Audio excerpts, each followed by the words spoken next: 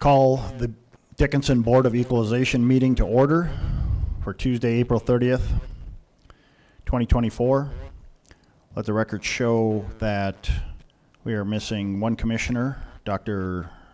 Bear, and one will be joining us, or is supposed to be joining us by video. I don't know if he's on yet or not. Are you on, John? Yeah, he had planned on joining us by video because he is sick, so it's better than getting the rest of us sick. That's the way I look at it, by video. So, the call the meeting to order, and we'll proceed to inquire if the clerk has a copy of the published notice of the meeting of this notification. Has this been notified, this meeting? Mr. President, it has been noticed. Okay. And then we'll proceed into the Pledge of Allegiance. I pledge allegiance to the flag of the United States of America and to the republic for which it stands, one nation under God, indivisible, with liberty and justice for all.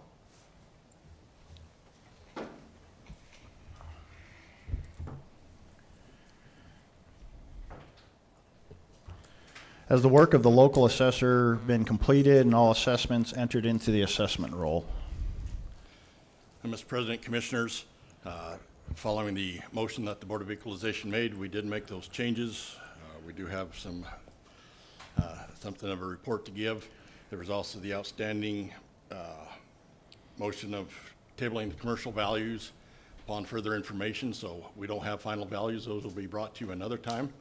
But looking to provide some information and then get some further guidance from you tonight. Okay, Mr. Hirschfeld, you can proceed with your assessor's report then.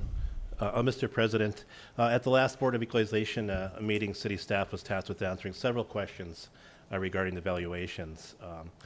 We took the opportunity and we decided to take this opportunity to give the Commission and the public some fundamental information regarding the process to help everyone better understand what the assessment process is and how it affects them.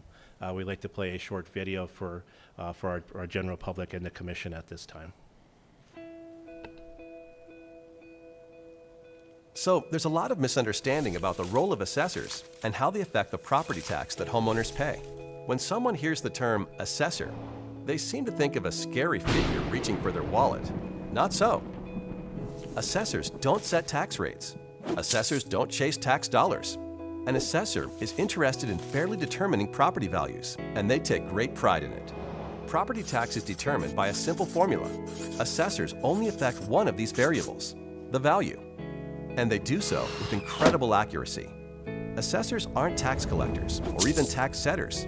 They're just fellow taxpayers, and their primary goal is to make everything fair and equitable. Imagine that you're in a restaurant with two friends. One orders a hot dog, one orders a plate of caviar, and you order a steak.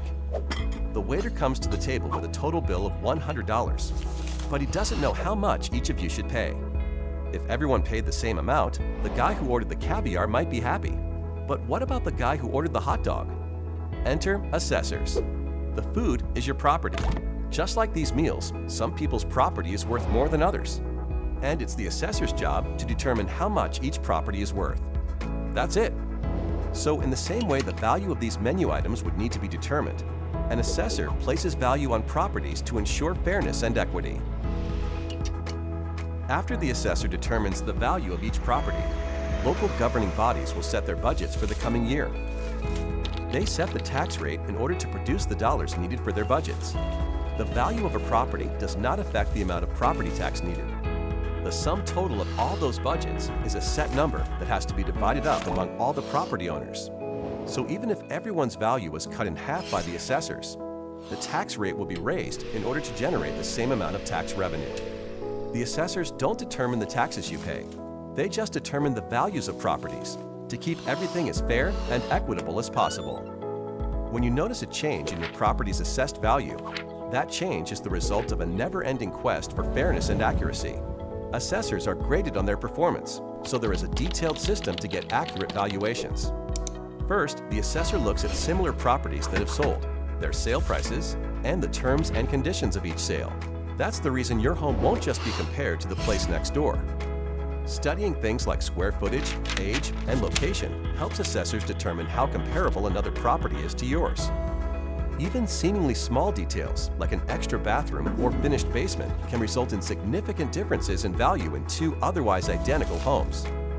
Assessors maintain a thorough database of real estate information to make this process as precise as possible.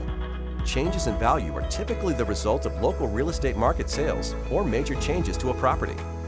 Remodel a kitchen or finish your basement, and your property's value could increase.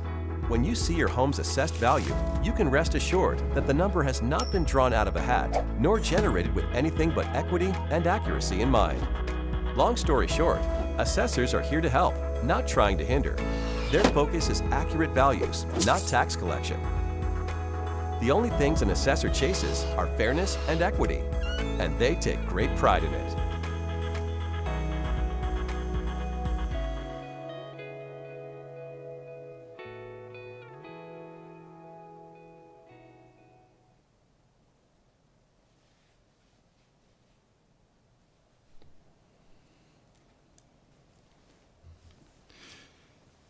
So, Mr. President, Commissioners, and continue to try and educate our citizens a little bit more. In determining property values, the first step is determining, and calculating the property value for all properties subject to taxation. The assessing department is responsible for appraising each property based on market value as a standard and to apply periodic updates to values as market conditions and properties change. So we've got true and full value or assessment value, which is our starting point of assessing real property and the standard of value to be used. The amount believed by the assessor to be correct should be used even though property owners may disagree. The market value then is the price a property would bring if it were offered for sale in the open market for a reasonable length of time and purchased by a willing buyer. And it also requires a willing seller. In property classifications, buildings are most commonly classified as residential or commercial, depending on use and qualifications determined by the state tax commissioner. Other classifications, such as incomplete buildings and agriculture, are other factors that affect the actual value. So the basics, and I mean, this is a 30,000-foot view here, that make up the property tax system is simple. It contains three primary elements. You have your budget, which is set by your taxing authorities, which in Dickinson, the four major are the school, the city, county, and the park board. And they each approve their own budgets annually for services that the residents want or ask for. The valuation is where the buyers and sellers in the market create the value, and where the assessors then study that market transactions to estimate value for all properties. And then the taxation part of that is approved budgets are divided by the total taxable value and the tax rates, and that's where mill levies are set. And then we've got the simple calculations there of how that's determined. And a mill levy is just simply calculated by taking the tax rate multiplied by 1,000, or a mill is equal to about 1/10 of 1 cent.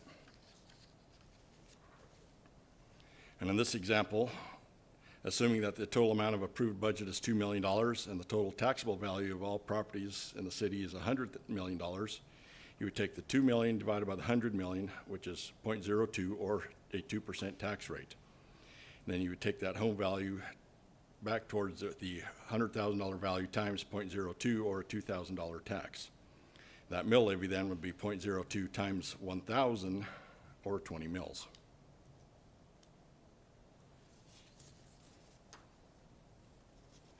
The taxable valuation is the amount that is considered the tax base. This represents the net assessed value of all properties within the jurisdiction subject to taxation. This amount is calculated by using an assessment ratio of 50%, then a factor of 9% to residential and 10% to all other property classes. The valuation multiplied by the mill levy will determine the total revenue to be received from property taxes. And we have an example here then of how that's calculated. Also want to point out to the citizens that on our website, you can Google that at Dickinson City Assessor or at dickinsоncity.northdakotaAssessors.com. We also have a tax estimate tool on there that you can calculate the taxes of your own property. Gives you a good estimate. In defining property, most property, but not all property, is subject to taxation. How and if a property is taxed is defined as locally assessed properties, and so that would be all real property subject to property tax valued as of February 1 of each year is used as the true and full value when calculating the property taxes. So our local residents, think the mall, Walmart, those kind of things, that's our locally assessed. Centrally assessed properties are assessed by the State Board of Equalization, and those includes railroads, pipelines, airlines, and investor-owned public utilities. And then we have pilots, or another, as the title states, that's taxes paid in lieu of property taxes. It's an economic development tool used to promote development, where a property owner may apply to the city to provide a type of exemption, allowing property taxes to be predetermined amount, for a certain amount of years instead of paying the calculated amount. And after the length of time, say it's a 15-year period, then the property would come on it at full value and be taxed like any other property. Rural electric cooperatives, telecommunications companies, tourism, and other state-owned and nonprofit organizations are assessed differently. And then in addition, the city can approve many different type tax exemptions that provide relief and encourage growth. Homestead credits, improvements to commercial and residential structures, new and expanding businesses, as well as new residential properties. Under property tax exemptions, each city could have different exemptions approved by resolution by the governing body. And here's a list of the most common exemptions applied to property and approved credits by the state. You have a homestead credit that's available to any person over 65 years of age and who meets certain income requirements. It's also available for any permanently or totally disabled person of any age. There's disabled veteran credit for our disabled vets, improvements to commercial or residential buildings, new construction of residential properties, and also some available to new or expanding businesses. In equalization, it's required to ensure that tax levy is fairly spread over all taxable properties. The city governing board meets annually as the Board of Equalization on the second Tuesday in April. Their responsibility is to make sure that the assessment values, or true and full values, are fair, reasonable, and equitable.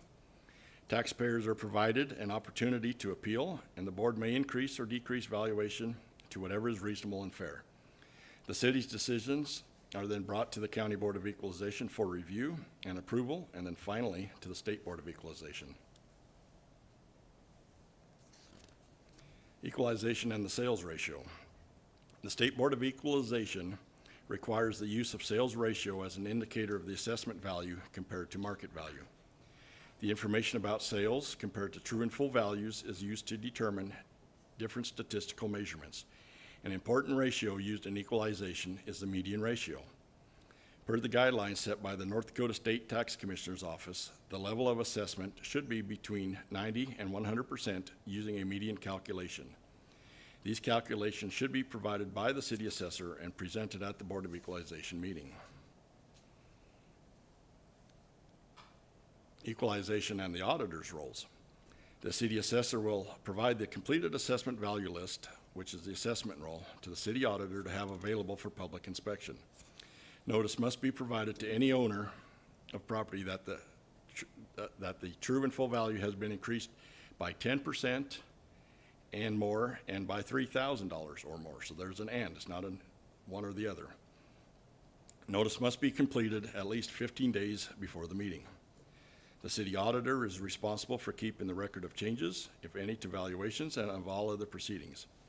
Within 10 days after the completion of equalization, the assessment value lists must be delivered to the county auditor. Additional things to remember. The assessment valuation date is February 1st. So the characteristics of the property should be as close to that date. I mean, if we're putting several properties, new construction, say 400 or 500 that we're reviewing, we may be started that project a little earlier, a little after, but for the most part, our valuation date is how that house, how that property actually sits there on February 1st. So those are the characteristics of the property that we use for the valuation. An increase in valuation does not necessarily cause an increase in the actual taxes. For example, a valuation increase of $20,000 doesn't result in an increase of $20,000 in taxes. Median sales prices of homes as supplied by the Badlands Board of Realtors has increased from $145,000 in March of 2010 to $260,000 in March of 2024. That's an increase of 179%, or annualized out to an amount of just over 12% per year.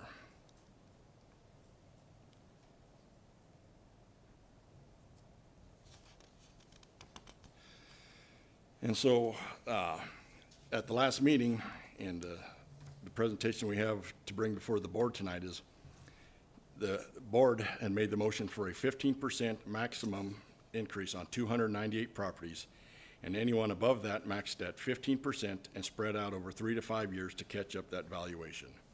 That was the verbatim motion that was made at the last Board of Equalization meeting. Within that, that was made to the residential properties, and then the part that was tabled was how that would affect the commercial properties and that sales ratio. So we've brought that information before you here. So we started with the request of how many properties over 15% with the minimum of $3,000. That number came back, and there was no other question asked, at 298 residential properties that had a 15% or larger increase. Within that, there was 571 commercial that had 15% or larger. 355 of those were improved parcels, and 197 of those were vacant lots.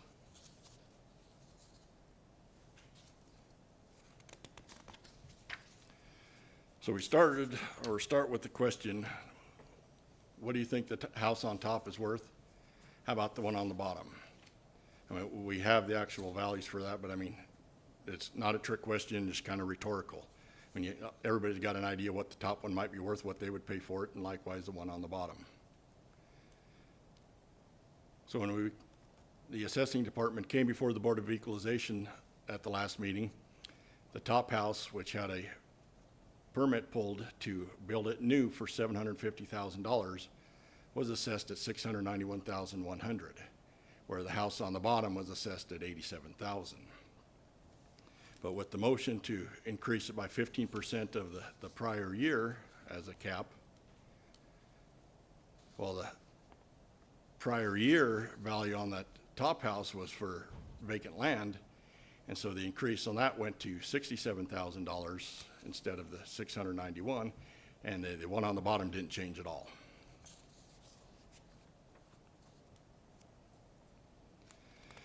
Out of the 298 parcels, we broke that down into 5 relevant categories the assessment department came up with.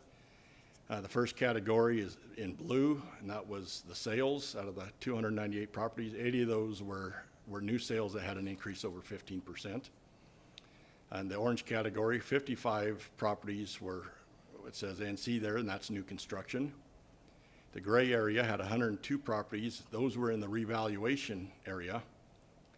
We'll skip the yellow for just a moment and go to that exempt, that blue sliver. There was one property that was exempt. It was owned by a non-taxing entity and sold to a taxable entity. And then all others, and the bulk of these, and I mean, there's different reasons for all of them, but the bulk of these were due to a change in the cost manual for our detached garages.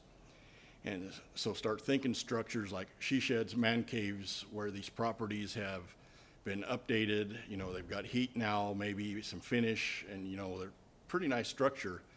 But the only way we had of valuing those before was as a garage, and so at a much lower value. So we now have a new additional tool in our toolbox, and several of those properties then are valued at a more equitable value for that structure than they were previously.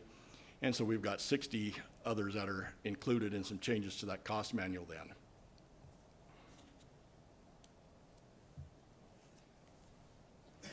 Residential total changes by percentage, those 298 parcels again. I set this up across the bottom as less than 20. I did that to encapsulate the 15% cap that the board put on, but also note of the 6 to 7% market change that we had. So including the 6 to 7% market change and then the 15%, 73 parcels fit into that category, and then 98 additional parcels that had an increase between 20 and 30%. And then you see they start to drop off after that. I specifically want to point out that when you get out to the 80% and greater, every one of those was new construction. So no existing house received an increase of over 80%.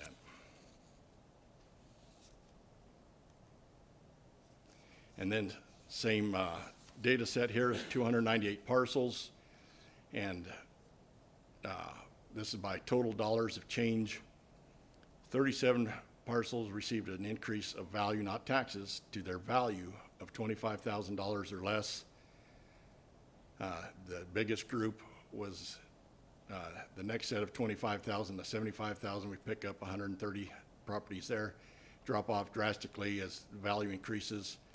And then, as expected, with the number of new construction in there, we get a bump once we get out over, 200,000 out to the 250,000 range. And we do know that there were a handful in the revaluation area that also got caught up in that were some of the higher quality houses.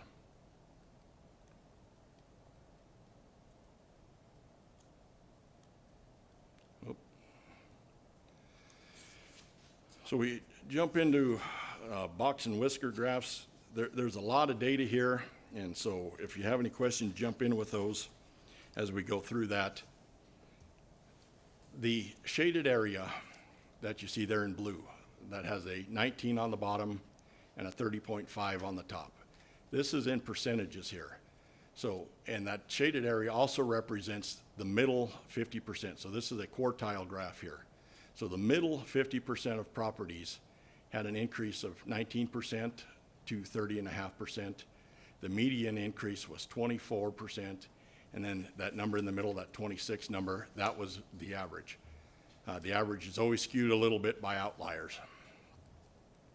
And so then anything under 19, we've got 25% of the properties received an increase of less than 19%.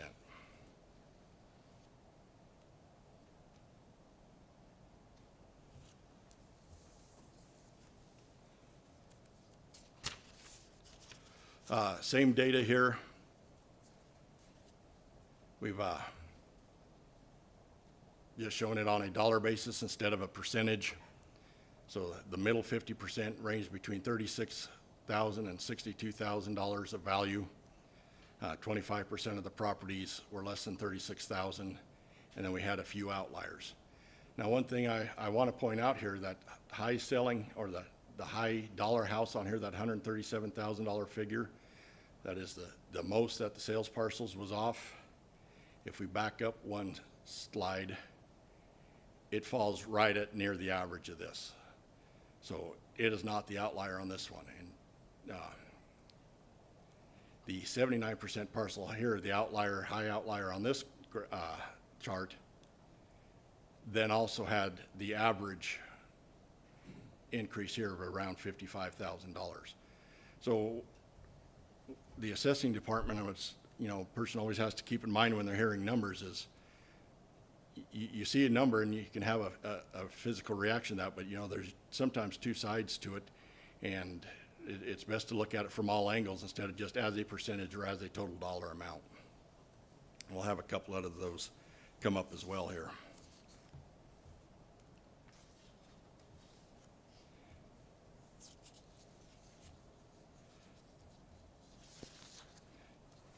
So on our revaluation parcels, the outlier on this slide and on the next slide actually are the same property. And this property owner here did not contest their value this year. I also personally reviewed the data and believe that the work that the assessment department did was accurate on that parcel. It just happened to have not been accurately valued initially. There was several things that we had to correct on that parcel card.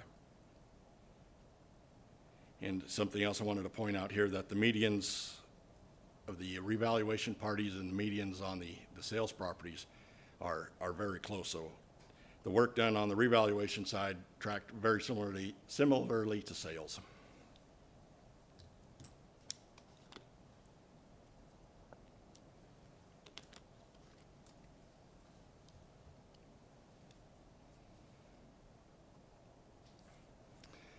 Then we step over to our all other parcels. On this slide here, the high indicator is 67% data point there. That is an increase of only $4,500 to that parcel. I went and pulled that one specifically to look at it. It happens to be a detached garage set by itself on a lot. And so with the changes to the manual and the higher cost for detached garages, it ended up going up 67%, but only $4,500. And similarly here, if you look, we've got 25% of the sales, or not sales, I'm sorry, 25% of all other properties received an increase of less than $7,200.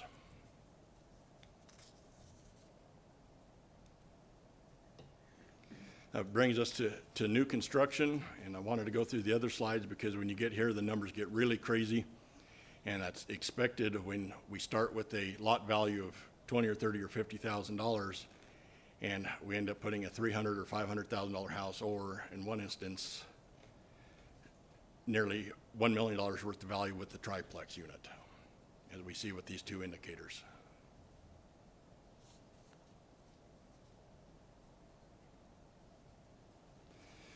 Which brings us to our commercial properties. After the work done by Vanguard, improved commercials, there was 355 parcels that increased by 15% or more. By far and away, the bulk of those had less than 25% increase.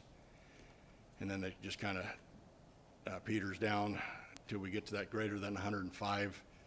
A lot of those are going to be increases in land value that hadn't occurred in several years.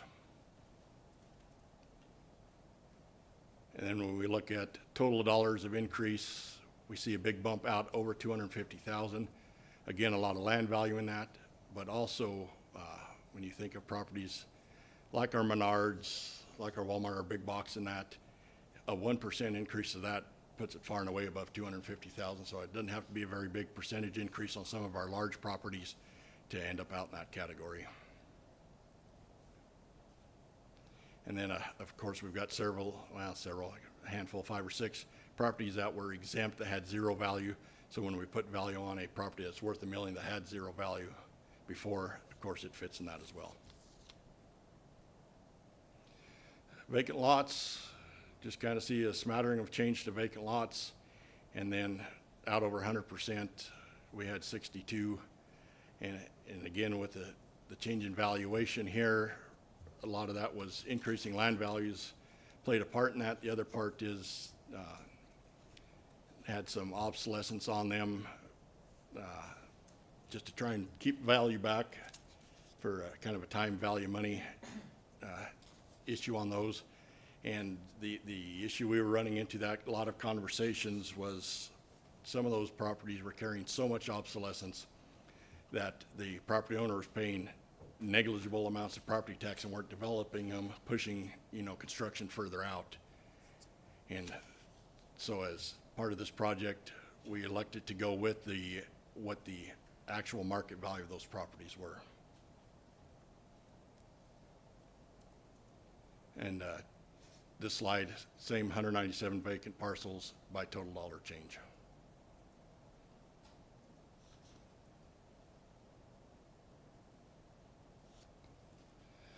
And follow up to the question that was tabled, would the city benefit by changing the commercial valuation to 15 or 20%? The 20% cap on them would actually be at the 86 level. If we pushed it down to 15%, it would be 85% would be our ratio, which would either one of those two scenarios has us well outside of the state ratio. Wanted to follow up with possible abatement risk. With the action that the board motion put in effect, the change to residential properties only dropped the value by 21,800, or 21 million, excuse me. And if we were to include commercial in that, the total decrease of value would be just over 75 million.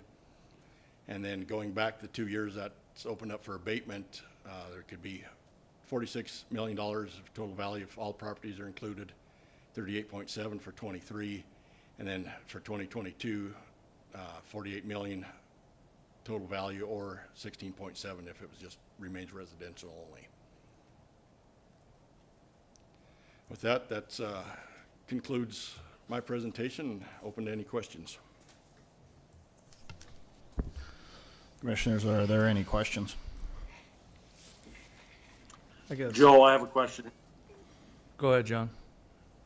Got some echo here. Are you guys hearing that echo? Or is it just? It's just me. Okay. So Joe, what if we just did? If we took the non-sold, non-permitted for.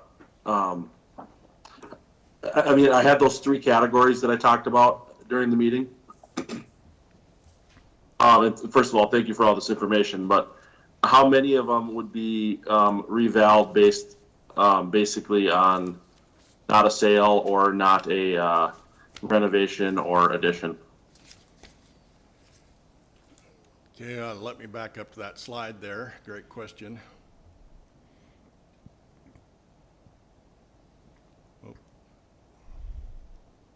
It should Because I be, mean, the slide should that be you the showed, gray. that showed there with that new construction. it should be the gray, right? 102 properties. So, Yeah. yes, I mean, if we're talking just the revaluation area, that would be 102 properties. Because, like, I mean, my intent in that motion was for those properties that people are not going in with both eyes open. Like, I mean, if you built a house, you know what you paid for that house. If you bought a house, you know what you paid for that house. The 102 properties that we're talking about here are the 102. And, you know, we didn't have this information last meeting. And so, like, I guess I would maybe just look for some further conversation on that. Do we amend that motion to just include the 102 that did sell or are in this gray category? But I'd be open to conversation with the rest of the board here. What were the all others again? All other properties were those that were outside of the revaluation that didn't sell, that weren't new construction, but had an increase over 15%. And by far and away, the bulk of those was due to the change in how garages were valued. Okay, that's right. And then, just for public information, that the one up there where it basically says 0% was a nonprofit that is now a just residential house. It was a nonprofit before that now is being used as a residence. So I think, to John's discussion, if we eliminate those four categories, the yellow, the zero, the blue, and the orange, and just look at the reval, I think that's your intention, John, right? So we express this in the correct manner this time. It would be the 102 Correct. in the 30, which is 34%. That's what you're looking at. Am I correct? That's correct. So Joe, maybe you ran these numbers, maybe you didn't. Maybe you predicted that I was going to suggest this, and you've got something ready for me. But where does that put us in the tolerance if we exclude those other categories and just take into consideration the 102 that we're talking about now? With just 102%, we would remain within tolerance comfortably. I don't have that number, but I think with including all of them, we were at 91%, so we would be something higher than 91% now. Okay. And then, Well, so Mrs. Wanko, like, I mean, do we have to motion to reconsider the previous meeting's decision, or what's the appropriate way to do that? Thank you, Commissioner Oderman. I anticipated that might be a reality or outcome of this meeting. It's going to be a little bit unique in this situation because you're right, we would have to make a motion to reconsider. Because you were the one that motioned in the first place, you would have to make that motion, and that motion has to be seconded by the individual that seconds your original motion. Unfortunately, Dr. Bear is not with us this evening, so what we would have to do is we would have to set that decision to be set and made at the next commission meeting, which I believe is May 7th, which is, we anticipated if we needed to make additional decisions or additional motions, we specifically allotted that time frame to make sure we had enough time to get this information to the county. So if that's the board's intent, and I think that clears things up quite a bit for city staff, that we would just intend to bring that item forward at the May 7th meeting for a vote. And then once that vote on the motion to reconsider occurs with a second and a pass, then you're free to make a subsequent motion to include only the 102 categories that you've identified this evening, and we take a vote on that. And that's the information as part of the tax roll that would go to the county. Okay, Devil's advocate, what that's if great. Dr. Bear's not there? Well, we have to cross that bridge when we come to it, but if we're procedurally going to follow Robert's Rules of Orders, that's what we have to do. If he's unavailable, perhaps maybe he can call in for a short period of time, or maybe have to call a special meeting to accommodate his schedule. But we do have a little bit of time before that information has to go to the county. Okay. So we can't make a motion I just to do- I rescind our just- last motion? Technically, that has to be done procedurally based on the two individuals that made the prior motion. And Dr. Bear's not here, so we can go forward with this, though, with the intent to vote on it on next Tuesday. Absolutely. Okay. The other question before this board that you had requested was the issue with regard to commercial valuations and whether those should also be included. You can certainly, discuss that. If you'd like to make a motion on that at the next meeting, you certainly could as well to lump it all together. But we do need an answer on that with regard to the tabled motion last time. Well, my feelings after thinking about this is we also had a motion to issue an RFP to have a complete revaluation of the residential. We just had a complete commercial revaluation. To me, that should spell out to us that is what these properties, their value is. If we issue an RFP for residential, and then all of a sudden we're going to say, no, that's not what it is, then what are we wasting the money for, right? We just spent money on this commercial. I mean, my feelings are, Yeah, I mean, the values are what they are, what they are. I know it's hard on some of these commercial properties, but all property around here is skyrocketing. I'm sorry. I mean, there is nothing cheap out here anymore. Mayor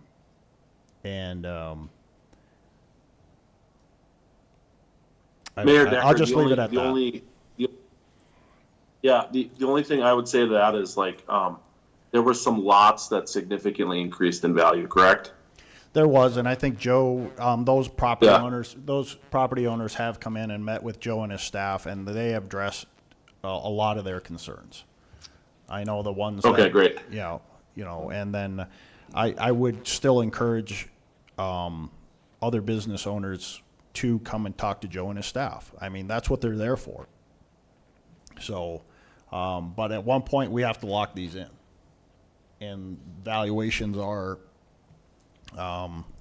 as presented by Joe in his report, valuations are trying to find that, to equalize it across the city, what commercial property is worth. My only question, what if they didn't come in or didn't call? I mean, I don't know that. I I can't answer mean, that. we removed obsolescence or added some back for some people to help them out because they were here and made the call, but obviously that if a similar property that came in, we added some obsolescence back, there's gotta be another similar property somewhere else that should match it. Well, we can't, I know, I get it, but it's part of equalization. So if we're adding obsolescence back to somebody's property, then we should be adding them all back to the people that didn't make the effort to come in and see Joe. And Mr. President, if I may, Go ahead. Commissioner Frederick, Mr. Hirsch. Go ahead.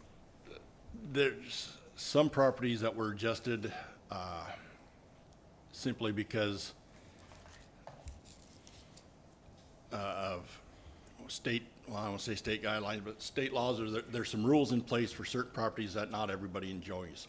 And so when you have a company come in who's not familiar with those, they don't know those nuances, so we adjust for those. There's other properties that came in that, you know, they wanted something similar, and it's like, well, your property falls underneath some different nuances and you didn't get that. But, you know, to those that may be eligible who didn't get one because they didn't come in, if there's an error, we can correct for errors and we'll do a correction to the county with that. If we can't and they want to protest it, there's still the abatement process, there's still the county hearing as well. So there's still an opportunity for them to be heard and have adjustments made too, because we still want to make sure that we're consistent and we're equitable in this. This isn't a one and done for anybody by any means, because, you know, we'll continue to correct errors, and then they still have opportunities through the informal and formal processes to have that value changed as well. So what we're looking at is leaving commercial as is, my understanding, and then a motion to rescind next Tuesday when bringing a new motion that would only include the 15% cap on the 102 properties. Motion to reconsider, but yes. Yeah, yes. reconsider. And then bring a new motion just to include the 102 properties, Correct. which will keep us in tolerance. So. Commissioner Oderman, anything else? Mr. Chair. Yeah, I just want to thank Joe and the city staff who spent the time putting all the data together here. We asked you guys to do something that you're not typically used to doing, and I think you guys did a really great job. So thank you for that. Not just in the assessing department, but everybody else that helped with this. So thank you. Mr. President, Commissioners, I do have a question. Looking forward to next year when we have this conversation, prior to that Board of Equalization meeting, is this something that you think would be helpful for you to see this information prior to or maybe at that Board of Equalization meeting where we can show you visually, here are some of the outliers, here are the numbers, you know, here's why they might be so high. Was this information helpful to you? And if so, is this something that you might want to see in the future prior to Board of Equalization, having that information? Yeah, any information we can have prior to this meeting is helpful. Okay. And I think maybe looking forward and to answering some of those questions as to why we have some properties that are so far of an increase and why we have some that are not. Maybe looking at ways that we can bring that information forward in a much easier to understand manner. I mean, it goes to abatements also. I mean, if we have people requesting abatements, it's nice to have that information for us to look at 2-3 days before the meeting, instead of trying to peruse a booklet of papers this deep if it's a commercial one or a big business or something, Sure. you know, at that meeting. So anything we can get earlier is welcome, so. I agree. And it is important to when you look and you break down things. I mean, you just, I don't think anybody's intention was to put those other 3 categories in, or 4 categories in the motion last time. I think when we talked 290 properties, I don't think it was ever discussed that, you know, 55 of those were brand new construction homes and sales. and the other 80 were, you know, recent sales. Yeah. I don't think that was, That's what I got out of the meeting too. I thought it was but- 298 that were in the revale area, so. Right. No, I think John's intention, Commissioner Oderman's intention from the get-go was these 102. So, Correct. and then do you want a motion this evening on the commercial? I think that's up to you, Mr. President, since we have to make the motion on the residential as well. I think it'd probably just be easier to do that. The only other thing that I would think procedurally, and we can work that out with the scheduling, is technically, I'm not sure, and maybe Mr. Hirschfeld can answer this question, do we need to reconvene the Board of Equalization at the next meeting? I think we might have to. Prior. Well, looking at the agenda, and I mean, we've got exemptions, we could always accept the exemptions, but the possible concern would be, you know, there's no adding property to the assessment list. Again, we don't have that. But, you know, reductions and changes, we've made some changes here on 2 different meetings. Do we anticipate property owners will be back in? Some of them not. Do they need a chance to speak before you?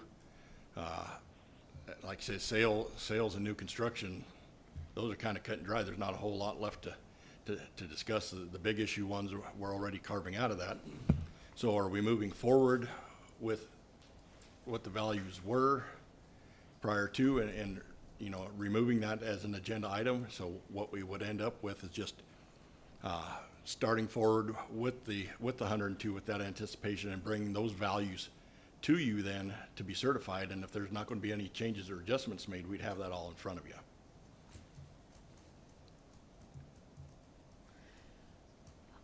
If I was clear, I'm sorry, there's an awful lot back Mr. to President, that. what I would envision that we would do, just for purposes of clarity, is we would adjourn this evening, and then we would recall this board almost immediately prior to the commission meeting. Maybe it's 15 minutes instead of starting at 4:30. The Board of City of Equalization starts at 4:15. We proceed with that meeting. You make your 2 motions regarding residential, commercial, with the direction that Mr. Hirschfeld would certify those tax rolls to the county, and then we proceed to move into the regular city commission meeting. I think we can do that. I would say before we adjourn this meeting, we do have one person in the audience that if they do wish to come forward, I would say please come forward. That would be next on the session if we're done here. So Commissioner Oderman, are you meeting 15 minutes early? That works for you?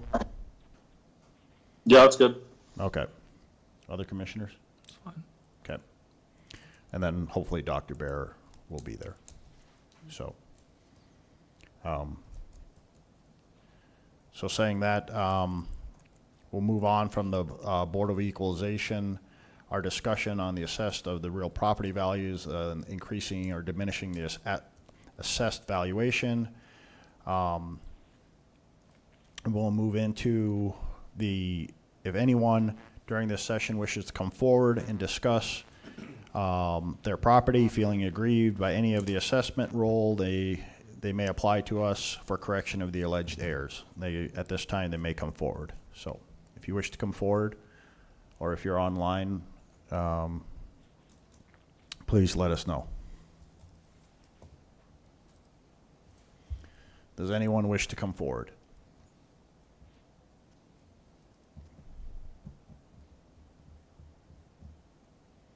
Anyone online at 701-456-7006 or by streaming video or in the audience wishes to come forward and discuss their property?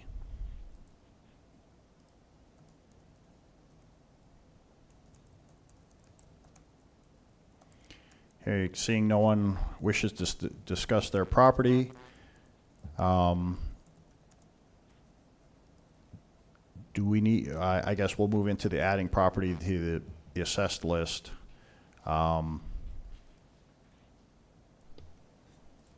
Is there anything that has been omitted, Mr. Hirschfeld? Mr. President, Commissioners, there's no other properties to add at this time. Okay, and we're catching that one that's in there that went from tax-free to residential, right? That's Correct. Yeah, been, we've counted. It's been counted. We're going to return value back to it. Right. Just for general public, no reduction after the session of the board. After the adjournment of the board each year, neither the governing body of the city nor the City Board of Equalization shall change or alter any assessments. So at this time, since we're going to handle all the other business next week, we should be able to adjourn. Correct. The Unless Mr. exemptions? Hirschfeld- Do we wanna Unless you want to do tonight? exemptions? Okay. That's fine. Yep. And that's just you have that on a slide for the general public or just, I do not have that. Okay. That would be the same exemptions that we brought. just last for the week. general public, all, the exempt property is real estate property, tax exemption. They are either nonprofits or government entities. Nonprofits fall in, religious and,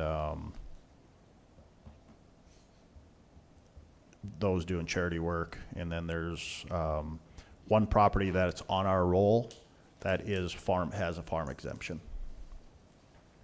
So, are there any questions from the commissioners on the exempt list?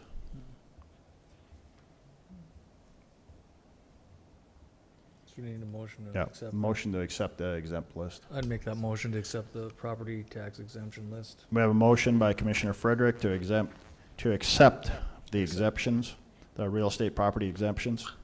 Second. Second by Second. Commissioner Sobeluk. Any further discussion on the real estate property tax exemptions? Hearing none, we'll vote. Commissioner Frederick, Aye. Commissioner Sobeluk, Aye. Commissioner Oderman, Aye. chair votes aye. Mr. Hirschfelder, is there any additional information that we need to approve, or everything else will carry forward till next week? Mr. President, Commissioners, I do not believe we have anything else tonight. We'll start rerunning numbers with the Okay. suggested changes. All right, thank you. Commissioners, anything else? I'd look for a motion to adjourn. So moved. Second. We are adjourned.